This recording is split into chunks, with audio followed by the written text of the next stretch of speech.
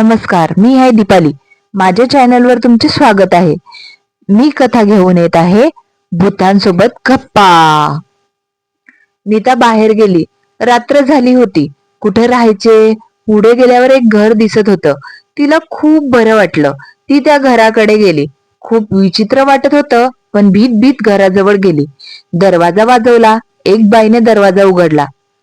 मला विचारले काय हवे आहे. मी सांगितले रस्ता चुकली आहे, आजची रात्र मी थांबू का? नीता म्हणते. हो थांबा, खायला काही नाही आहे. ती बाई म्हणते. माझ्याकडे आहे, ते खाईल मी. नीता म्हणते. नीता आणि त्या बाईने खूप गप्पा मारल्या. ती बाई तिची घडलेली गोष्ट सांगत होती. मला त्रास देत होते म्हणून मी इथं आली. बऱ्याच गोष्टी त्यांच्या चालू होत्या.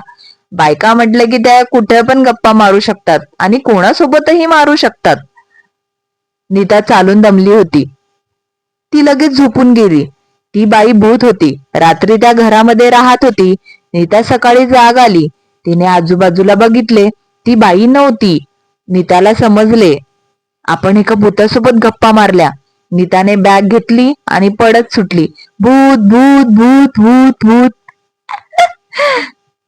कथा आवडली असेल तर लाईक करा, कमेंट करा, शेअर करा आणि पुढे अशाच कथा ऐकायच्या असतील तर मला सबस्क्राईब करा. Thank you.